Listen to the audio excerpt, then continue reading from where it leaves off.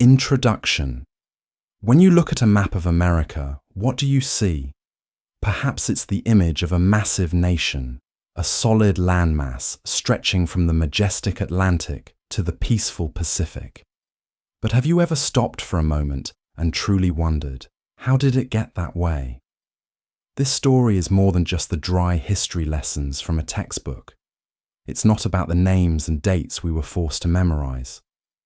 Instead, this is a true epic saga, a journey of dreams, of courage, of ambition, and also of the hidden corners and the prices paid that few dare to mention. On our long journey today, we won't just be following a timeline. First, together we will decode an almost divine idea, a belief that propelled an entire nation westward, known as manifest destiny. Next, we will hear the story not only from the victors, but also from the native peoples who had called this land home for thousands of years, and from the nations that stood on the other side of that expansion. And finally, we will discover how, from 13 small colonies huddled on the coast, America rose to become a global power with influence across the world. And now, join me as we turn back the wheel of time. Back to an era even before Columbus set sail, to a world that few of us have ever imagined, where the first footprints did not belong to whom we might think. Part 1. The First Footprints, the World Before Columbus.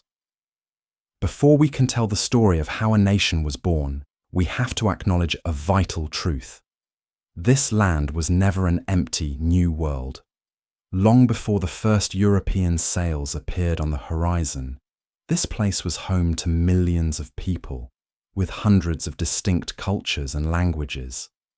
Think of the ancient Puebloans, the master architects who carved cities into the sheer cliffs of Mesa Verde, or the great city of Cahokia, near modern-day St. Louis, a metropolis that was once larger than London at the time, with massive mounds and a complex society. These were not simple nomadic tribes. These were civilizations. And then the first encounter happened. But it didn't come from the direction we might expect. Around the year 1000 AD, nearly 500 years before Columbus, the greatest mariners of their age, the Vikings, crossed the frigid North Atlantic. Led by Leif Erikson, they set foot on a land they called Vinland, the land of wine, known today as Newfoundland, Canada. They built a small settlement at Lanceau Meadows. They were here. So why didn't their story change the world? Why didn't they stay? Historians believe it was a combination of factors. Their numbers were too small. There was hostility from the native people they called Skraelingar, and the distance from their home in Greenland was just too great. For them, Vinland was a gamble that didn't pay off. They came, they saw, and then they left, leaving faint footprints to be buried by the dust of 5 centuries. That first encounter was merely a whisper in history, but it poses a profound question. What made the next encounter, with different people and different ships, create a fateful thunderclap that would shake both halves of the planet? To answer that, we must travel south to a world hungry for glory and gold, where an Italian navigator with a bold idea was about to convince the Spanish crown to fund a voyage that would change everything. Part 2. The Collision of Worlds, Columbus and the Spanish Wave. The year is 1492. The Old World is in a period of great change. The overland Silk Road has been controlled by the Ottoman Empire, making spices and luxury goods from the East incredibly expensive. European nations, especially Portugal and Spain, are in a race to find a new sea route to India. And then comes Christopher Columbus, with a theory that was both logical and audacious. Since the Earth was round, he could reach the east by sailing west. After many rejections, he finally gained the support of Queen Isabella and King Ferdinand of Spain. We all know the rest of the story, or at least the version we were told. But this wasn't a discovery of an empty land. It was a collision, a violent collision between two worlds that had developed independently for millennia. For Columbus and the Europeans, this was a chance to achieve three great objectives: gold, God, and glory. They found gold, though not as much as they'd hoped. They began the process of spreading Christianity, often by force, and they brought glory to the Spanish crown. But for the native peoples, this collision was a catastrophe. Along with the conquerors came invisible enemies, more deadly than any weapon: smallpox, measles, influenza, diseases their immune systems had never encountered. It's estimated that up to 90% of the indigenous population of the Americas died from disease in the following century.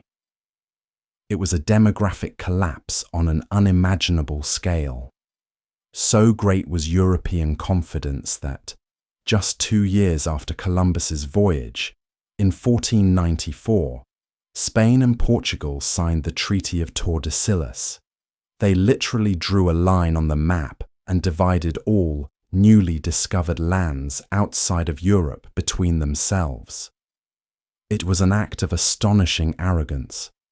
Spain, with its head start, quickly built a vast empire in Central and South America, extracting immense quantities of silver and gold, shaping the destiny of that region forever.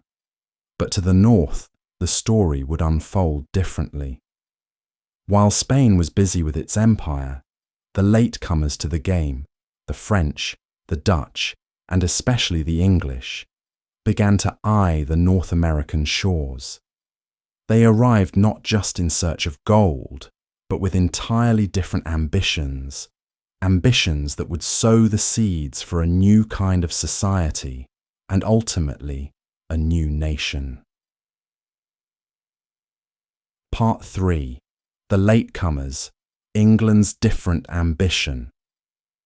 While Spanish galleons, heavy with silver from Mexico and Peru, sailed home, the North American coast seemed quieter. Spain had explored it, but they hadn't found the gold and silver mines like those in the south. To them, this land seemed less promising. That neglect created an opening for the latecomers, and none were more ambitious than the English. But their goals were fundamentally different. Consider Jamestown, founded in 1607. This was a business venture by the Virginia Company. The men who came here weren't conquistadors in armor, but gentlemen, craftsmen, and farmers dreaming of economic opportunity. The first years were a living hell. They died from starvation, disease, and conflict with the Powhatan tribes. The starving time of 1609 killed over 80% of the colonists.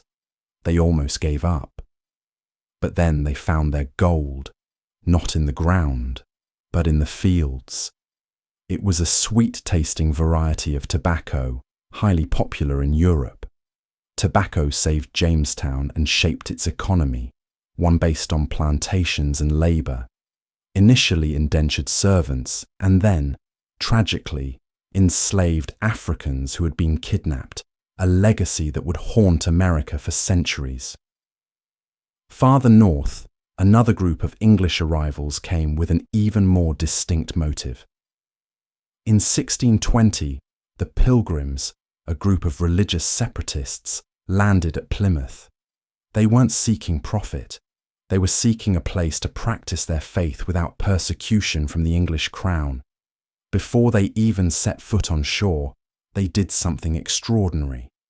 They drafted and signed the Mayflower Compact. This wasn't a business plan. It was a social contract.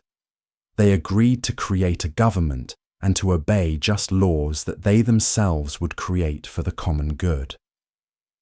It was a tiny seed of the idea of self-governance, an idea that would flourish in this new soil. Jamestown and Plymouth, economics and religion, profit and faith. These two stories represent the twin engines that drove English colonization. They didn't just come to extract resources and leave.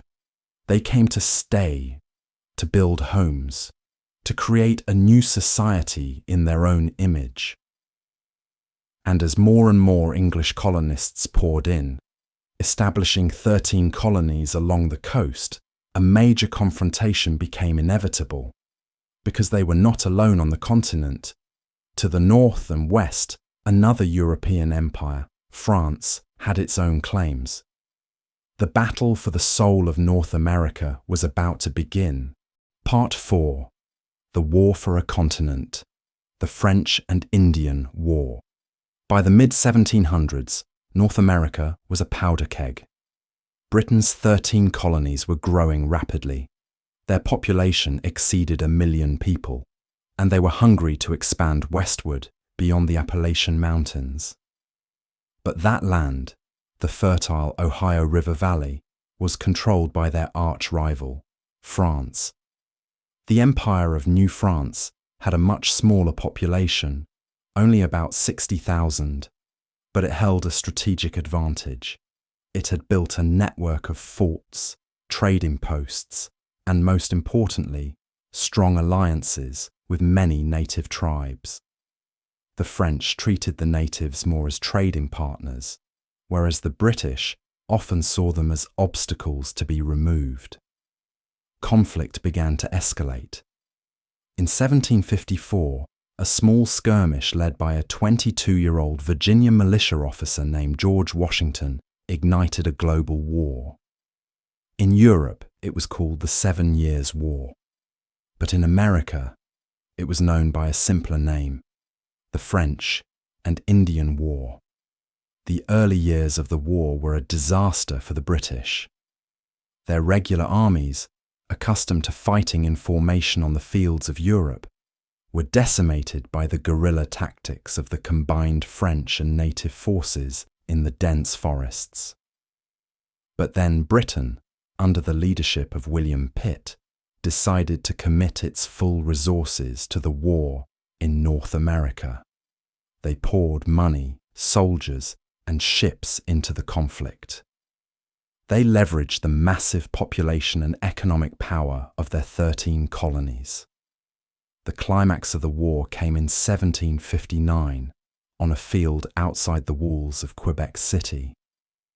In a daring and bloody battle, British forces under General James Wolfe defeated the French under General Montcalm. Both generals were killed in the fighting, but the victory belonged to the British. Quebec fell, and with it, the heart of New France. The war ended with the Treaty of Paris in 1763. The results were stunning. France lost almost its entire empire in North America.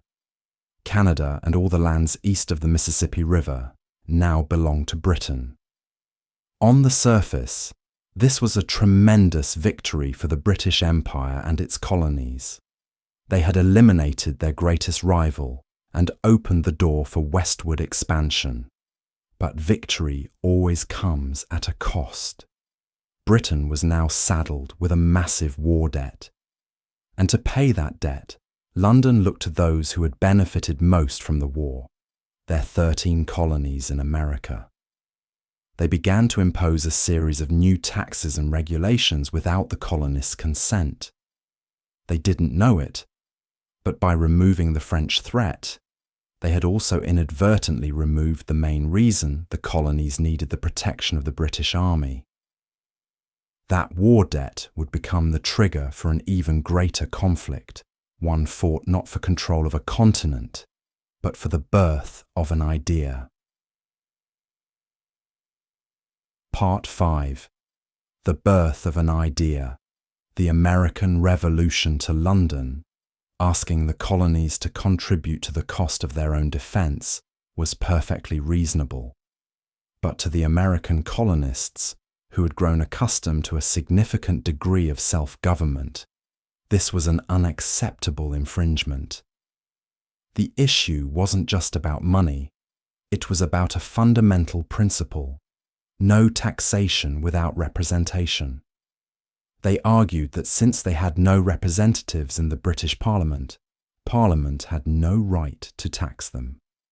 A series of acts were passed: the Sugar Act, the Stamp Act, the Townshend Acts, and each was met with fiercer resistance. Protests and boycotts of British goods spread. Groups like the Sons of Liberty were formed. Tensions peaked in 1770 with the Boston Massacre, when British soldiers fired into a crowd, killing 5 people. Then came the Boston Tea Party in 1773, when protesters disguised as Native Americans dumped 342 chests of British tea into the harbour. Britain's response was harsh. They passed the Intolerable Acts, closing the port of Boston and placing Massachusetts under military control. This act united the 13 colonies in a way nothing had before. They realized that a threat to one colony was a threat to all. In 1774, delegates gathered in Philadelphia for the First Continental Congress to coordinate their response. And then, on an April morning in 1775, at Lexington and Concord, the first shots of the war were fired. The shot heard round the world. The American War for Independence had begun. It was a lopsided fight, a ragtag army of farmers, led by a Virginia planter named George Washington, against the most powerful military force in the world. The early years of the war were filled with defeats and hardship. The low point was the brutal winter at Valley Forge, where Washington's army nearly disintegrated from starvation and disease. But they persevered. And then the turning point came. An American victory at Saratoga in 1777 convinced Britain's old enemy, France, to officially enter the war as their ally. But this revolution wasn't just fought on the battlefield. It was fought with ideas. In the summer of 1776, Thomas Jefferson penned one of the most important documents in human history, the Declaration of Independence. It declared that all men are created equal, with certain unalienable rights, including life, liberty, and the pursuit of happiness. It asserted that governments exist to protect these rights, and when a government becomes destructive, it is the right of the people to alter or to abolish it. This was a revolutionary idea. It transformed a rebellion over the rights of Englishmen into a universal struggle for human rights. The war effectively ended in 1781 with the British surrender at Yorktown. America had won its independence. They had done the impossible. From a group of rebellious colonies, they had become a free nation. But victory on the battlefield was just the beginning. The real test now was, how would they govern this new nation? How would they turn the lofty ideals of the Declaration into a functioning reality? And most importantly, where would this nation go from here? A new idea, both romantic and dangerous, was beginning to form in the American mind, an idea that would propel them toward the unknown lands of the West. Part 6. Manifest Destiny, the Doctrine of a Nation. After winning its independence, the United States of America was a young nation, full of energy, but also fragile. Its western border was the Mississippi River. Beyond that lay a vast expanse of land owned by France, Spain, and hundreds of native tribes. But over the next few decades, a powerful idea took root and spread across the nation. It wasn't an official law or a government policy. It was a belief, a feeling, an almost religious doctrine. They called it manifest destiny. The term was coined by journalist John O'Sullivan in 1845. He wrote that it was our manifest destiny to overspread and to possess the whole of the continent which Providence has given us. Let's break that down. Manifest destiny. That meant expansion wasn't a choice, but an inevitability, something that was bound to happen. Providence has given us. This turned a political act into a divine mission. It suggested that Americans were a chosen people, tasked with spreading their institutions of democracy, freedom, and Christianity across North America. This doctrine was fueled by many factors. There was a population boom, creating a need for new land. There were economic depressions, pushing people to seek their fortune in the West. And there was a deep-seated sense of Anglo-Saxon cultural and racial superiority. Manifest Destiny painted a romantic picture of brave pioneers taming a savage wilderness. But it also had a dark side. It justified the removal and destruction of the people who were already there. It saw Native Americans and Mexicans as inferior races, as obstacles in the path of civilization's progress. The American progress painting captured it perfectly. The light of civilization pushing back the darkness of savagery. Manifest Destiny became the ideological engine, the justification for nearly a century of territorial expansion.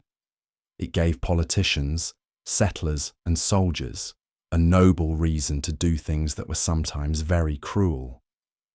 It was the lens through which Americans saw themselves and the world around them. And the first opportunity to turn this belief into a reality came much sooner than expected. In Europe, an ambitious leader named Napoleon Bonaparte had his own plans, and those plans were about to offer the young United States an unexpected bargain, a real estate deal that would double the size of the nation overnight. Part 7. The Greatest Real Estate Deal, the Louisiana Purchase. In the early 1800s, the vast territory west of the Mississippi River, known as Louisiana, belonged to France.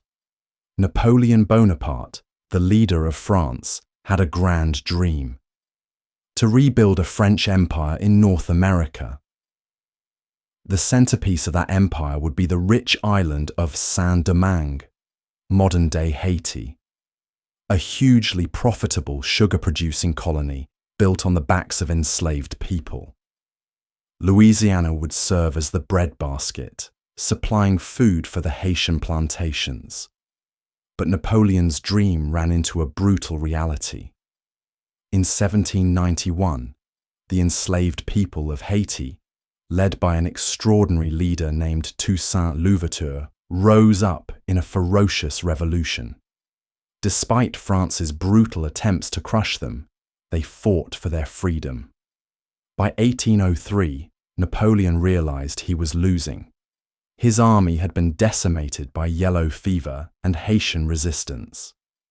Without Haiti, the Louisiana breadbasket was useless. Plus, he desperately needed money to fund his wars in Europe. Meanwhile, in Washington, D.C., President Thomas Jefferson was watching the situation with growing alarm. For American farmers in the West, the Mississippi River and the port of New Orleans were their lifeline. They needed it to ship their goods to market. When Spain, a weaker power, controlled New Orleans, it was one thing. But with Napoleon's powerful France now in charge, Jefferson feared this vital artery could be choked off at any moment. He sent James Monroe to Paris to negotiate with a very specific goal: to buy the city of New Orleans and parts of Florida for a maximum of $10 million. When Monroe arrived, he was met with a stunning offer. Napoleon's minister asked, "What will you give for the whole of Louisiana?" The American diplomats were floored. They had no authority to make such a massive purchase, but they recognized it as a once-in-a-lifetime opportunity. After a short negotiation, they agreed on a price: $15 million for the entire territory. For just $15 million, about 4 cents an acre, the United States acquired 828,000 square miles of land. They had doubled the size of their nation. It is considered the greatest real estate deal in history. For Jefferson, it was also a constitutional crisis. The Constitution made no provision for the president to acquire foreign territory, but he ultimately set aside his concerns, believing the strategic benefit was too great to pass up. The Louisiana Purchase threw open the doors to westward expansion. It created room for generations of farmers, trappers, and explorers. But it also raised difficult questions. Who really owned this land? What about the tens of thousands of Native Americans who lived there? And as new states were carved from this territory, would they be free or slave? And most importantly, for Americans who believed in manifest destiny, this new land only reinforced their conviction. But that conviction was about to meet a brutal reality. For the native peoples living peacefully on their ancestral lands, America's expansion was not a bargain, but a death sentence. Part 8. The Trail of Tears. The dark side of expansion. When we think of westward expansion, we often imagine an empty wilderness, but the reality was far more complex. In the American Southeast, on the fertile lands of what is now Georgia, Alabama, and Tennessee, 5 major tribes had lived for centuries: the Cherokee, Choctaw, Chickasaw, Creek, and Seminole. They were not nomads. By the early 1800s, they had done something remarkable. They had adopted many aspects of Western civilization in an effort to coexist with the new nation. The Cherokee, for example, had created their own alphabet, published a newspaper, written a constitution modeled on that of the US, and built a thriving agricultural economy. They were known as the 5 civilized tribes. They had done everything the American government had asked of them. But it wasn't enough. Their land was too fertile, and after gold was discovered in Georgia in 1828, the lust of white settlers for that land became insatiable. Political pressure mounted on the federal government to remove the tribes, and they found their champion in the White House, President Andrew Jackson. Jackson was a frontiersman, a veteran of wars against native peoples, and he made no secret of his disdain for them. In 1830, he signed the Indian Removal Act into law. This act authorized the president to negotiate treaties to exchange tribal lands in the east for land west of the Mississippi River.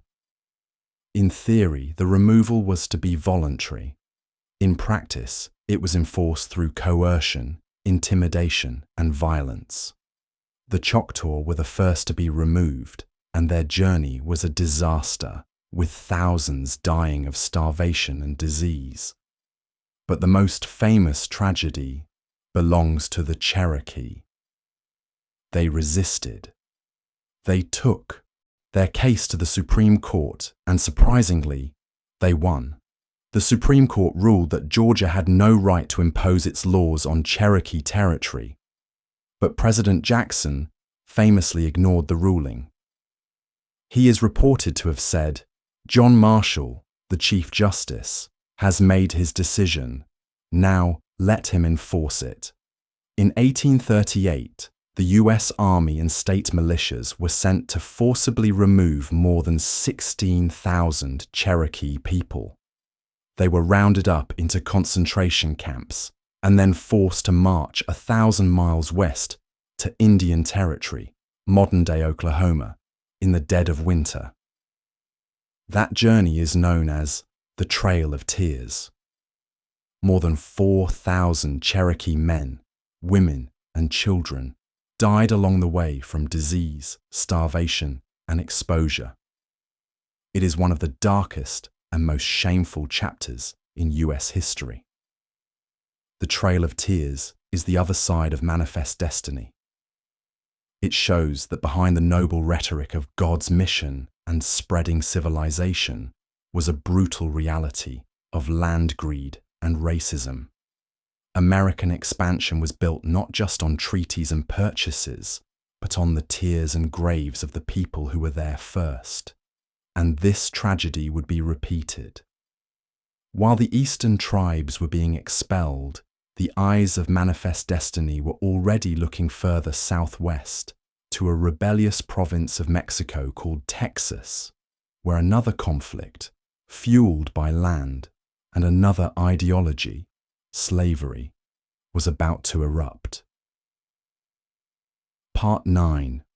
War by Provocation, Texas and the Mexican-American War. In the 1820s, after winning its independence from Spain, the young nation of Mexico faced a major problem.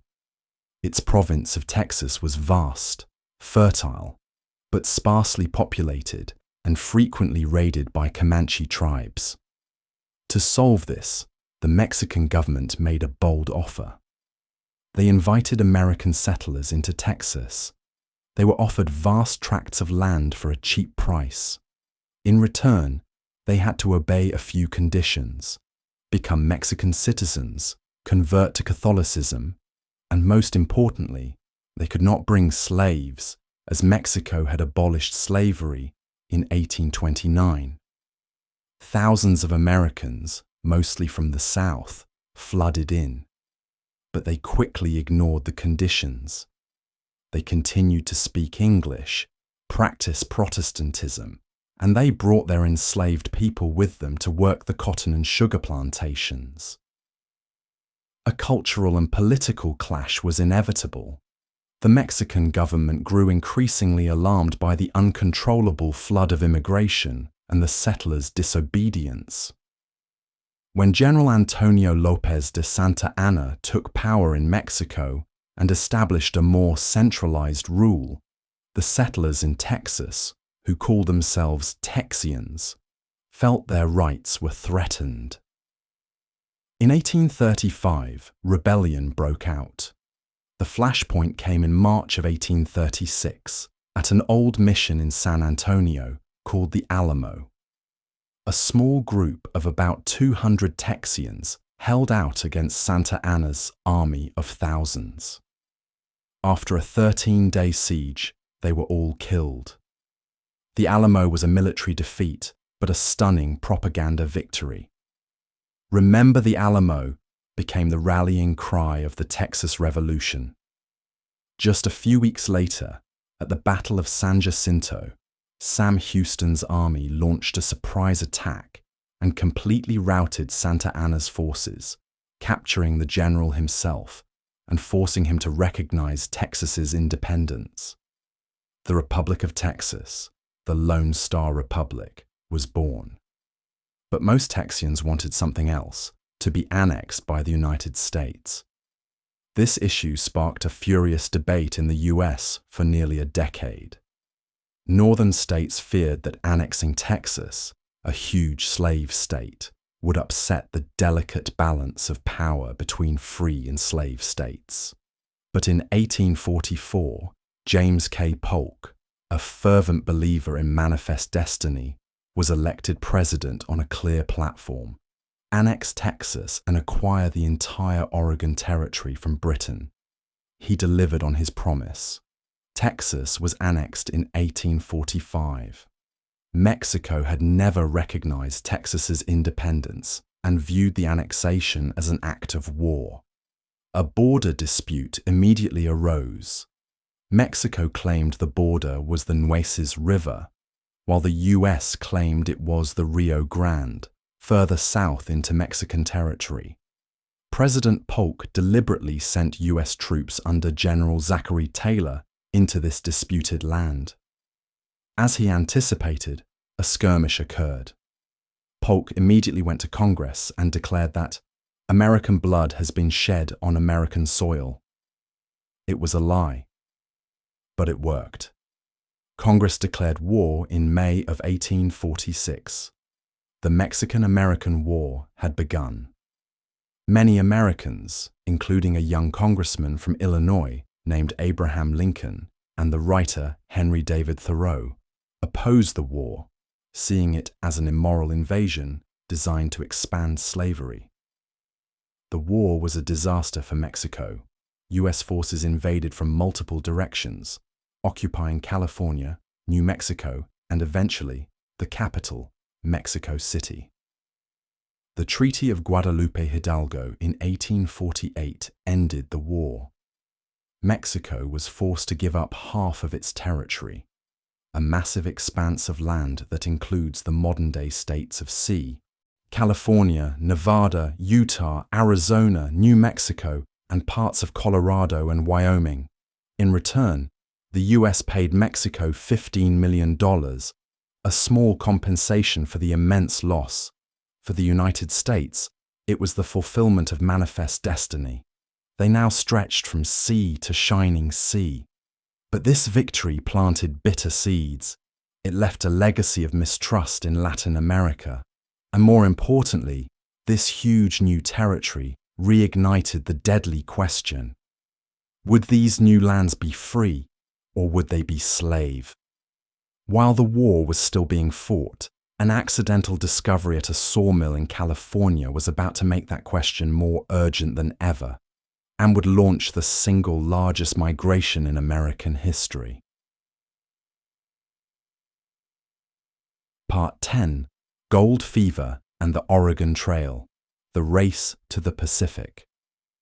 While politicians in Washington were redrawing the map with treaties and wars, hundreds of thousands of ordinary Americans were taking manifest destiny into their own hands. They weren't waiting for the government. They packed all their worldly possessions into wagons, said goodbye to their families, and began the 2,000-mile, 3,200-kilometer journey west. This was the Oregon Trail, one of the great migrations in history. Starting in the 1840s, families sought a new life in the fertile Willamette Valley of Oregon. The promise of rich farmland and a fresh start beckoned them. This journey was anything but romantic. It lasted 4 to 6 months and was fraught with danger. They faced disease, especially cholera, which claimed thousands of lives. They battled raging rivers, scorching deserts, and towering mountains. Contrary to what Hollywood movies often portray, attacks by Native Americans were relatively rare. In fact, many pioneers received help from or traded with tribes along the way. The greatest dangers usually came from accidents, weather, and sickness. At the same time, a diplomatic negotiation settled Oregon's fate. The territory had been jointly occupied by Britain and the US. But with the flood of American settlers pouring in, President Polk, with his slogan, 54-40 or fight, Zrenia, put pressure on the British. Finally, in 1846, the two sides compromised, dividing Oregon along the 49th parallel, creating the border that exists today between the US and Canada. But then, in January of 1848, just days before the treaty ending the Mexican-American War was signed, a carpenter named James W. Marshall spotted a few shiny flakes in a river at John Sutter's sawmill in California. It was gold. The news spread slowly at first, but by the end of the year, President Polk confirmed the discovery in a speech to Congress. And then the fever began. It was called the California Gold Rush. Over 300,000 people, known as the 49ers, descended on California. San Francisco, once a tiny village, exploded into a city overnight. They came with a dream of striking it rich. A few did, but the vast majority did not. Life in the goldfields was harsh, expensive, and violent. But the gold rush changed California and the nation forever. It spurred incredible economic growth. It made California an ethnically diverse place. And it created immense pressure to connect this remote Western territory with the rest of the country. Getting people and goods back and forth took months by sea or land. A faster, more efficient solution was needed. The dream of a transcontinental railroad, an engineering marvel that could link the Atlantic and Pacific, was no longer a fantasy. It was now a necessity. And building it would require an unbelievable amount of steel, sweat, and blood. Part 11. Binding the nation with steel. The Transcontinental Railroad California was now part of the Union, and it was booming with people and wealth. But it was like a distant island, separated from the nation's heartland by 2,000 miles of mountains and desert. Communication and transportation took months. For decades, the idea of a transcontinental railroad had been discussed, but it seemed too ambitious, too expensive, and too technically difficult. But the gold rush, and then the Civil War, changed everything. The federal government realized that a railroad was not just an economic project, but a strategic imperative to keep the nation bound together. In 1862, in the midst of the Civil War, President Abraham Lincoln signed the Pacific Railway Act. This act chartered two companies to undertake the monumental task. The Union Pacific would start in Omaha, Nebraska, and build westward across the Great Plains. Its workforce was made up largely of Irish immigrants and Civil War veterans. The Central Pacific, facing the much more difficult challenge of crossing the formidable Sierra Nevada mountains, had to rely on another source of labor. They recruited thousands of workers from China. The story of these Chinese workers is one of the most heroic but often forgotten chapters. They were paid less, given the most dangerous jobs, and faced intense racism. It is they who drilled through solid granite, laid track along vertical cliffs, and worked through winters with dozens of feet of snow. Without them, the railroad might never have been completed. The race between the two companies was on. The government paid them by the mile of track laid, so they worked at a furious pace. It was a marvel of engineering and logistics. Everything, from the rails and locomotives to the food and water for thousands of workers, had to be shipped to the most remote parts of the country. But this iron horse also brought destruction. For the tribes of the Great Plains like the Sioux, Cheyenne, and Arapaho, the railroad was a steel serpent that cut through their sacred hunting grounds. It brought settlers, soldiers, and hunters who slaughtered the buffalo herds, their source of life, to the brink of extinction. Their resistance led to the last and most tragic of the Indian Wars. Finally, on May 10th, 1869, at Promontory Summit, Utah, the two lines met. A final spike, made of gold, was driven to symbolize the momentous occasion. A simple, one-word message was telegraphed to the nation. Done. The country was connected. A journey that once took 6 months now took a week. The railroad opened up the West for settlement and resource exploitation on a massive scale. It bound the nation together with ties of steel. But while these steel ties were being laid, the social and political ties of the nation were being torn apart. The question of slavery in the Western Territories, a question that had been postponed and compromised on for decades, had finally reached its breaking point, and it would plunge America into the bloodiest conflict in its history. Part 12. A House Divided: How Expansion Caused the Civil War. To understand why the Civil War happened, we have to return to the story of expansion, because these two stories are inseparable. They are two sides of the same coin. Since its founding, America had been a house divided, as Abraham Lincoln would later say. The North's economy was increasingly industrial and based on free labor. The South's economy was entirely dependent on the plantation system and the labor of millions of enslaved people. For decades, a fragile balance of power was maintained in Congress. Every time a free state was admitted to the Union, a slave state would be added to keep the votes in the Senate equal. But every new inch of territory added in the West threatened to upset that balance. Every new territory raised the same explosive question: would it be free or would it be slave? In 1820, the Missouri Compromise temporarily settled the issue by drawing a line at the 36 degrees 30 minutes parallel. All new states north of that line, except Missouri, would be free.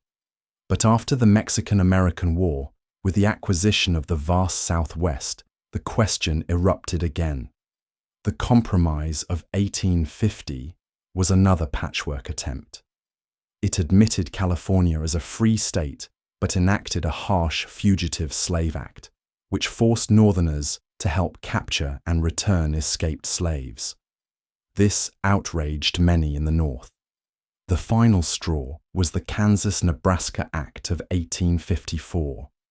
This act repealed the Missouri Compromise line and declared that the settlers in the Kansas and Nebraska territories would decide the slavery issue for themselves by a vote, a principle known as popular sovereignty.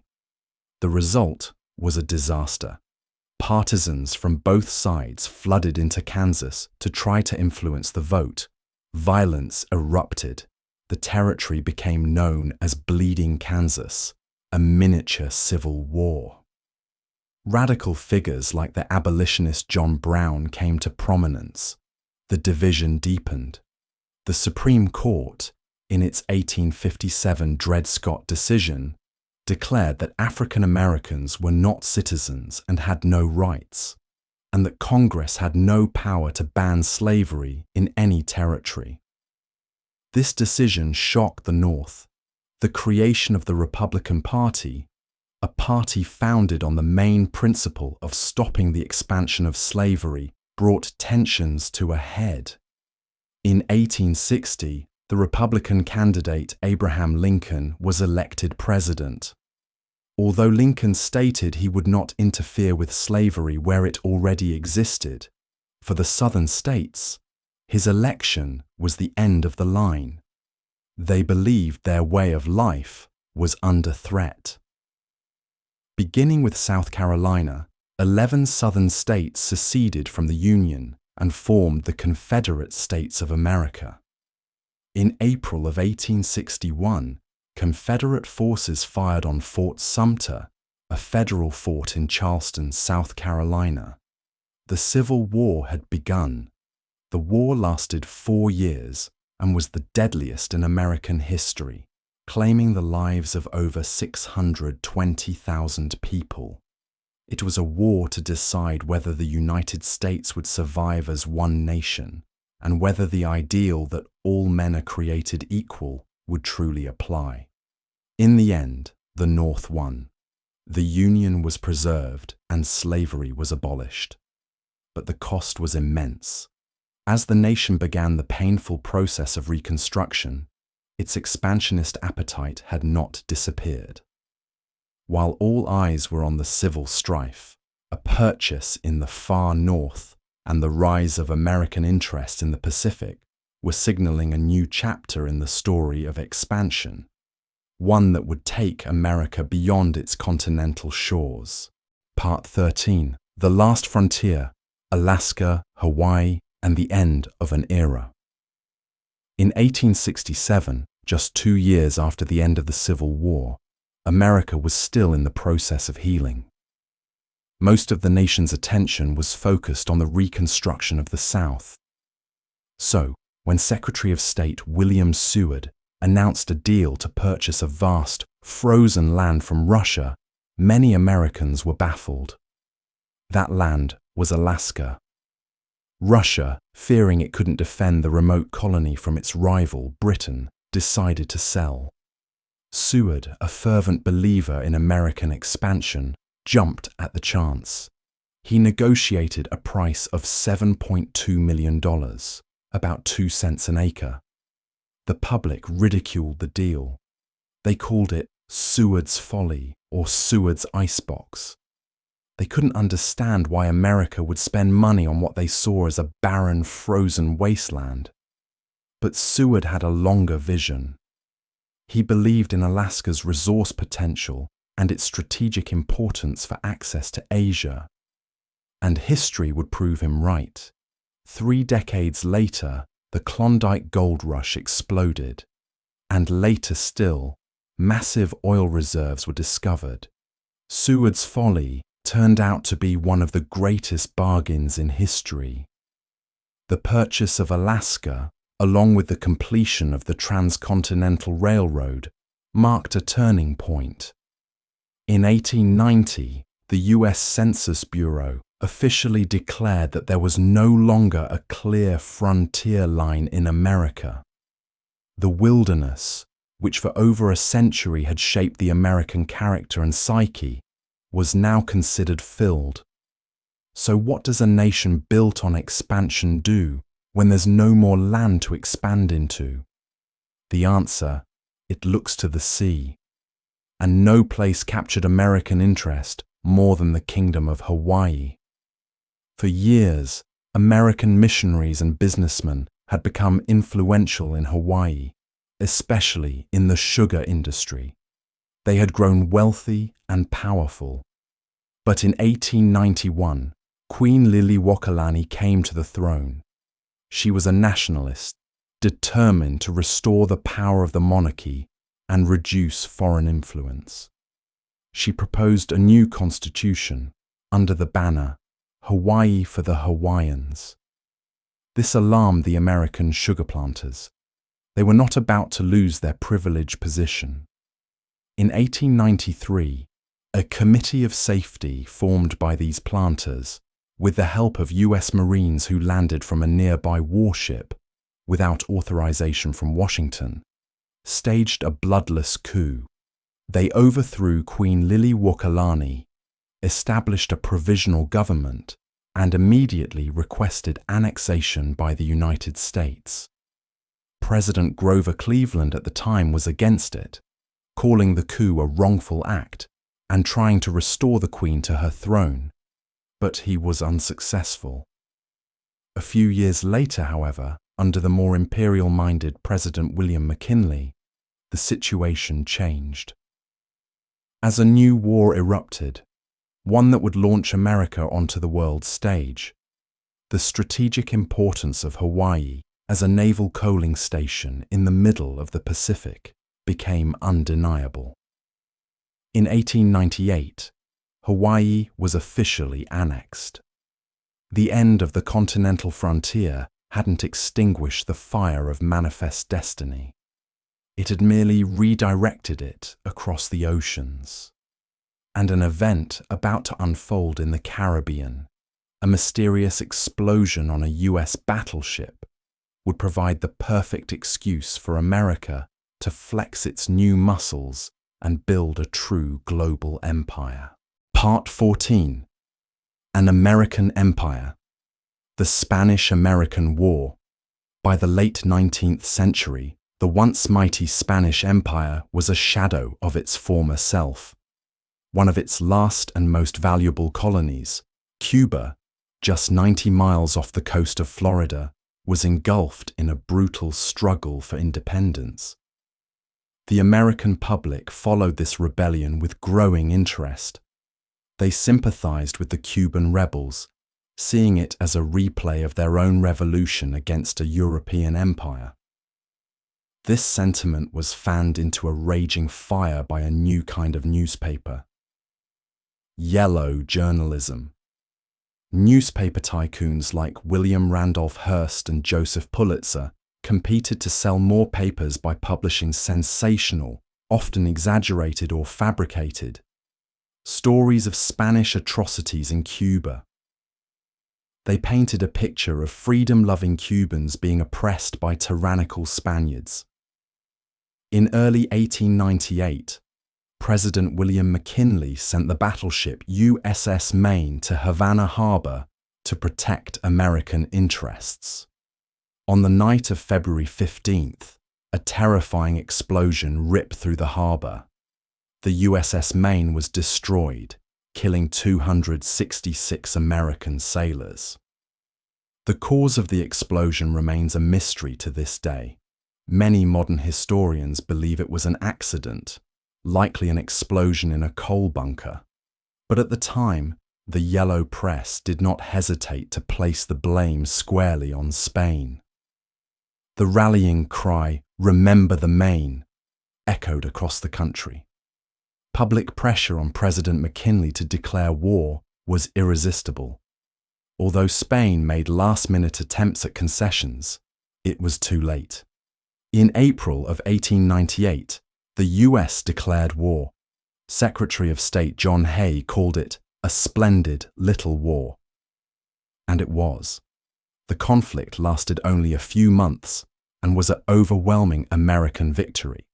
In the Philippines, another Spanish colony, the US Pacific Fleet under Commodore George Dewey, completely destroyed the Spanish fleet in Manila Bay without a single American combat death. In Cuba, the most famous story was that of Theodore Teddy Roosevelt, who had resigned as Assistant Secretary of the Navy to form a volunteer cavalry regiment called the Rough Riders.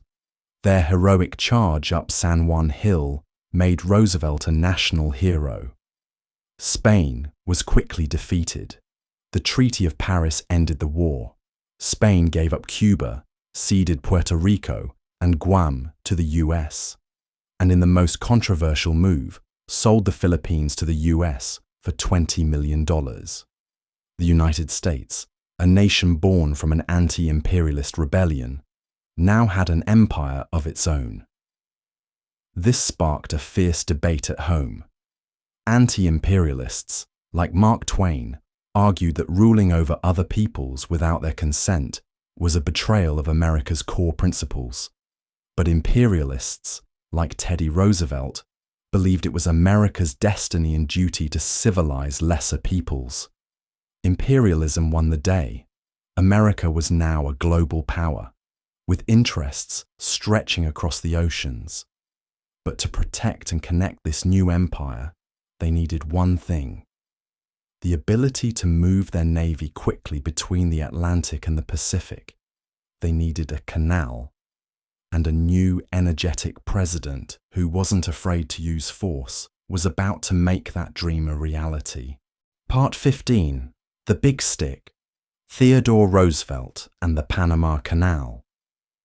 After President McKinley was assassinated in 1901, his vice president, Theodore Roosevelt, became the youngest president in American history. Roosevelt was a fervent believer in American power and destiny on the world stage. He famously described his foreign policy with a simple proverb: "Speak softly and carry a big stick. You will go far." His big stick was the US Navy, which he had helped build into one of the world's most powerful fleets. And no project better exemplified his big stick policy than the construction of the Panama Canal. The idea of a canal through the Central American Isthmus was centuries old. In the 1880s, the French, inspired by their success with the Suez Canal, had tried to build one, but their project was a catastrophic failure. They were defeated not by the engineering challenge, but by two tiny but deadly foes: the mosquitoes that carried yellow fever and malaria. Over 20,000 workers died. Roosevelt was determined that America would succeed where the French had failed. At the time, Panama was a province of Colombia. Roosevelt offered Colombia a payment for the rights to build the canal. But the Colombian government hesitated, holding out for a better deal. Roosevelt had no time for hesitation. He lost his patience. Employing his big stick policy, Roosevelt covertly supported an independence movement in Panama. When a small group of rebels declared Panama independent from Colombia in November 1903, the US acted immediately. A US warship blocked Colombian troops from landing to crush the rebellion. Washington recognized the new government of Panama within hours. Days later, the new government, out of gratitude, signed a treaty giving the US perpetual control over a 10-mile-wide canal zone. Roosevelt would later boast, "I took the isthmus." Construction began. It was one of the greatest engineering feats in history. The first challenge was to conquer disease. Under the direction of Dr. William Gorgas, a massive public health campaign was launched to eradicate the mosquitoes, and it succeeded. Then came the digging. Tens of thousands of workers, mostly from the Caribbean islands, labored in harsh conditions to carve the Culebra Cut through the Continental Divide.